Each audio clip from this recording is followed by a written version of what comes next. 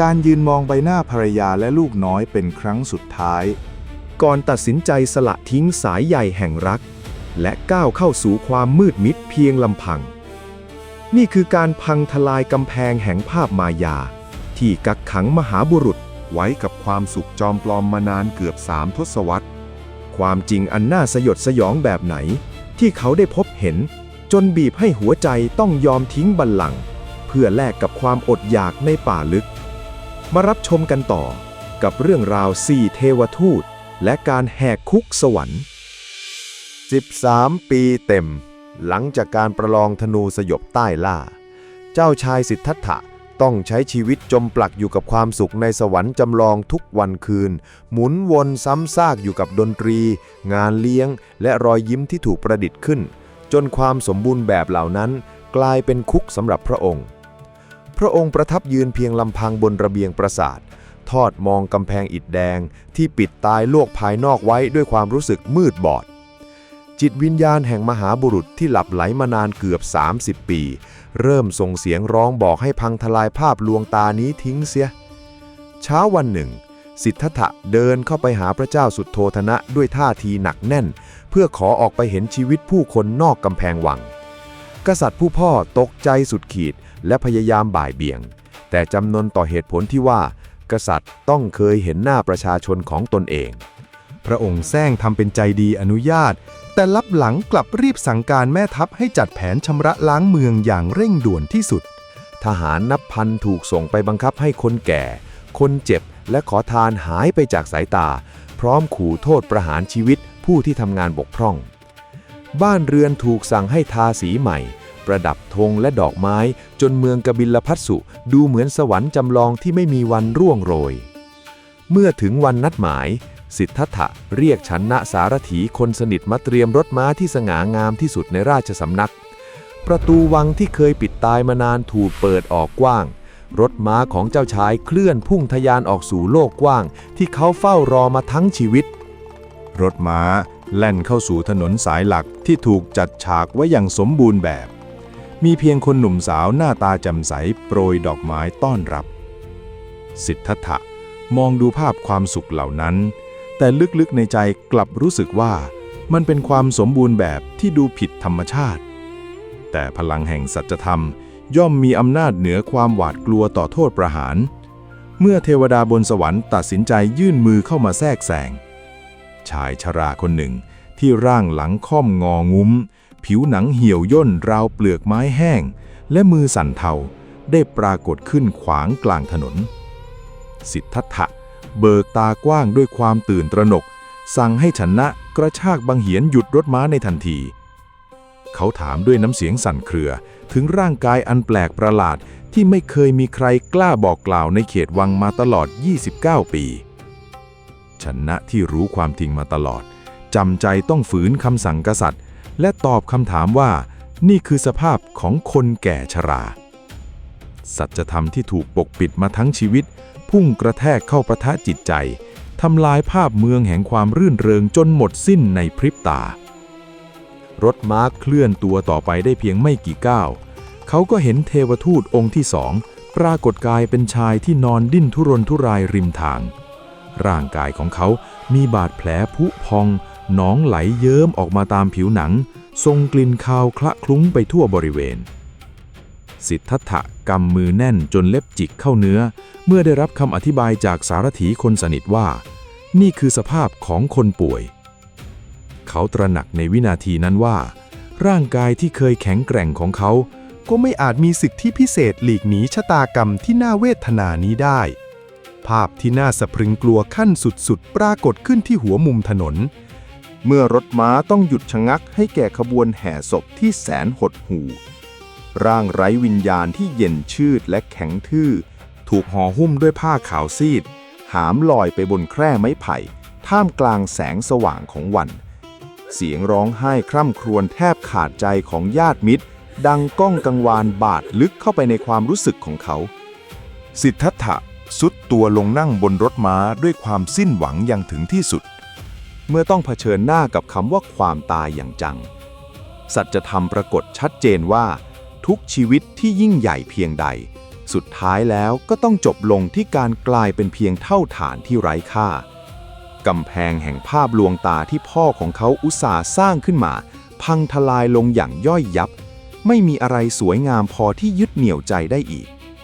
แต่ในท่ามกลางความมืดมิดที่กำลังกลืนกินจิตใจนั่นเองเขาก็มองเห็นนักบวชผู้หนึ่งเดินสวนทางมาด้วยท่วงท่าที่สงบนิ่งใบหน้าของนักบวชเปี่ยมไปด้วยความอิ่มเอิบและอิสรภาพดุจดังคนที่สลัดทิ้งความหวาดกลัวต่อโลกไปจนหมดสิ้นประกายแสงแห่งความหวังจุดสว่างวาบขึ้นในใจเป็นแสงสว่างเดียวที่ชี้ทางรอดจากขุมนรกของวัฏสงสารเขาตระหนักรู้ในเสี้ยววินาทีนั้นว่าหนทางแห่งสมณะคือประตูบานสุดท้ายที่จะพาไปสู่การดับทุกข์อย่างถาวรสิทธัตถะสูดลมหายใจเข้าลึกรวบรวมสติทั้งหมดแล้วสั่งให้ฉันนะกระชากบังเหียนหันรถม้ากลับคืนสู่พระราชวังทันทีที่ราชรถแล่นกลับเข้าสู่เขตพระราชวังทหารองครักษ์ต่างรีบวิ่งเข้ามารายงานข่าวการประสูติพระโอรสองค์แรกแต่ทว่าแทนที่จะแสดงความยินดีอย่างที่ทุกคนคาดหวังมหาบุรุษกลับยืนนิ่งสงบราวกับรูปปั้นหินเขามองไปยังยอดปราสาทที่เคยจองจำสติปัญญาและปิดหูปิดตาเขามานานเกือบ30 ปีเขาเปล่งวาจาออกมาด้วยน้ำเสียงที่ราบเรียบแต่หนักแน่นว่าราหุลเกิดแล้วบ่วงรัดคอเกิดขึ้นแล้วความหมายของคำว่าลูกในใจของเขาไม่ได้มีเพียงแค่ความรักแต่คือโซ่ตรวนเส้นสุดท้ายที่จงใจใช้มัดเขาไว้กับโลกกลางดึกคืนนั้นพระเจ้าสุทโธทนะรับสั่งให้จัดงานเลี้ยงฉลองที่ยิ่งใหญ่ระดมนางรำที่งดงามที่สุดมาปรนนิบัติ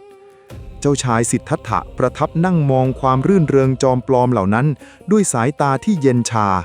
ก่อนจะเผลอหลับไปท่ามกลางเสียงดนตรีเวลาผ่านไปจนถึงช่วงดึกสงัดเขาสะดุ้งตื่นขึ้นมาท่ามกลางความเงียบงันที่วังเวงอย่างประหลาดแสงไฟสลัวจากเปลวตะเกียงส่องให้เห็นภาพความจริงที่น่าสะอิดสะเอียนของเหล่านางรำที่นอนเกลื่อนกราดสตรีที่เคยดูสวยงามยามร่ายรำบัดนี้กลับนอนอ้าปากค้างน้ำลายไหลเยิ้มและนอนก่ายทับกันด้วยท่วงท่าที่น่ารังเกียจห้องโถงที่เคยวิจิตรการตากลับแปรสภาพกลายเป็นป่าช้าที่เต็มไปด้วยร่างสังขารที่รอวันเน่าเปื่อยเขาเกิดความเบื่อหน่ายในร่างกายมนุษย์อย่างถึงที่สุดและตัดสินใจว่าถึงเวลาแล้วที่จะต้องพังกำแพงแห่งคุกแห่งนี้ทิ้งเสียทีชายหนุ่มลุกขึ้นยืนอย่างเด็ดเดี่ยวก้าวเดินข้ามร่างของเหล่านางรำที่นอนไร้สติมุ่งหน้าตรงไปยังห้องบรรทมเขาผลักบานประตูออกอย่างแผ่วเบาที่สุดเห็นพระนางพิมพากำลังหลับโอบกอดทารกน้อยราหุลไว้แนบอกอย่างอ่อนโยนเขายืนมองใบหน้าของบุคคลทั้งสองที่รักมากที่สุดในชีวิตด้วยความรู้สึกบีบคั้นจนหัวใจแทบแตกสลายเขาอยากจะก้าวเข้าไปโอบกอดลูกและเมียเป็นครั้งสุดท้ายแต่สติปัญญากลับยับยั้งความตั้งใจเอาไว้ได้อย่างทันท่วงทีหากเขาสัมผัสร่างของลูกชายในตอนนี้เสียงร้องไห้ของพิมพาจะกลายเป็นพันธนาการที่มัดเขาไว้กับความทุกข์ตลอดกาลน้ำตาไหลรินออกมาด้วยความอาลัยเขาข่มความเจ็บปวดและหันหลังกลับจากห้องบรรทมโดยไม่กล่าวคำล่ำลาเขาเดินตรงไปยังคอกม้าหลวงปลุกม้ากันทกะแล้วเรียกฉันนะสารถีคนสนิทให้จัดเตรียมม้าอีกตัวเพื่อขี่ตามออกไปเจ้าชายกระโดดขึ้นประทับบนหลังม้ากันทกะโดยมีฉันนะนั่งบนหลังม้าอีกตัวควบตามไปอย่างรวดเร็วฝ่าความเงียบด้วยอำนาจแห่งเทวดาที่คอยช่วยเหลือบานประตูเมืองที่หนักอึ้งกลับเปิดออกกว้างโดยไร้เสียงเสียดสีดุจดังเปิดทางให้ในเสี้ยววินาทีที่กำลังจะพ้นเขตเมืองพระยามารวัสวดีจอมมารผู้ครอบงำโลกียวิสัยก็ปรากฏกายขวางหน้าพร้อมรังสีอำมหิตพระยามารแผดเสียงก้องให้หยุดและเสนอตำแหน่งพระเจ้าจักรพรรดิครองโลกเพื่อแลกกับการหันหลังกลับทว่าเจ้าชายสิทธัตถะกลับตวาดด้วยน้ำเสียงสั่นสะเทือนวิญญาณว่าไม่ต้องการอำนาจที่ต้องเสื่อมสลายไปตามกาลเวลาม้ากันทกะและม้าของฉันนะพุ่งทะยานข้ามเงามืดของพญามาร ทะลวงออกสู่ความมืดมิดของป่ากว้างได้สำเร็จเป็นที่เรียบร้อยมหาบุรุษและชนะควบม้าฝ่าดงดิบไปตลอดทั้งคืนอย่างไม่หยุดพักจนกระทั่งถึงริมฝั่งแม่น้ำอโนมานาทีในช่วงรุ่งอรุณแสงสีทองของดวงอาทิตย์เริ่มสาดส่องกระทบผิวน้ำที่ไหลเชี่ยวและใสสะอาดอย่างเงียบสงบเขากระโดดลงจากหลังม้ากันทกะปลดเปลื้องเครื่องประดับทองคำมงกุฎและอาภรณ์กษัตริย์ที่หนักอึ้งออกทั้งหมดเขาส่งมอบของเหล่านั้นให้แก่ชนะสั่งให้นำกลับไปคืนสู่พระราชวังเพื่อแจ้งข่าวว่าบัดนี้เขาได้สละความเป็นกษัตริย์ทิ้งแล้วมหาบุรุษชักพระแสงขันที่มีคมวาววับสะท้อนแสงอาทิตย์ยามเช้าและตวัดตัดเส้นผมจนขาดสะบั้นลงในคราวเดียวร่างกายที่เคยดูหรูหราบัดนี้แปรเปลี่ยนมานุ่งห่มด้วยผ้าสีฝาดที่เรียบง่ายปราศจากหัวโขนแห่งราบยศและอำนาจชนะสุดตัวลงกราบแทบเท้าพร้อมเสียงสะอื้นไห้ที่บีบคั้นหัวใจเพราะต้องจากลาเจ้านายที่รักยิ่งไปตลอดกาลในขณะเดียวกันม้ากันทกะที่แสนซื่อสัตย์เมื่อเห็นเจ้านายของตนหันหลังเดินเข้าป่าไปโดยไม่คิดจะย้อนกลับมาหัวใจของม้าผู้จงรักภักดีก็แตกสลายจนร่างล้มลงสิ้นใจอยู่ณริมฝั่งแม่น้ำอโนมานาทีแห่งนั้นในทันทีน้ำตาของชนะไหลอาบแก้มขณะมองดูร่างม้าที่สิ้นใจ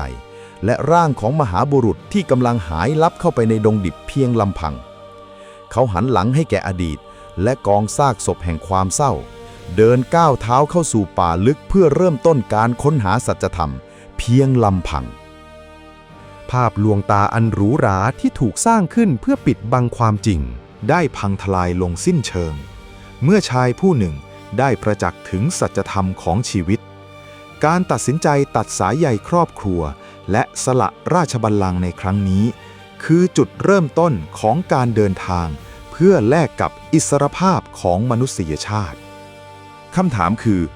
ชายที่เคยมีทุกอย่างบัดนี้เหลือเพียงตัวเปล่าและผ้าผืนเดียวท่ามกลางป่าดงดิบที่เต็มไปด้วยสัตว์ร้ายเขาจะเอาชีวิตรอดจากความหิวโหยและความโดดเดี่ยวได้อย่างไรเมื่อไม่มีทหารและอำนาจกษัตริย์คอยคุ้มครองอีกต่อไปเตรียมพบกับตอนต่อไปปฏิเสธราชันและการทรมานกายสุดโต่งเมื่อมหาบุรุษต้องฝืนกลืนอาหารบูดเน่ามื้อแรกและพบว่าวิชาที่เก่งที่สุดในโลกกลับไม่ใช่คำตอบของการดับทุกข์กดไลค์กดแชร์และกดติดตามเพื่อร่วมก้าวเข้าสู่สมรภูมิแห่งการตื่นรู้ไปด้วยกันห้ามพลาดเด็ดขาด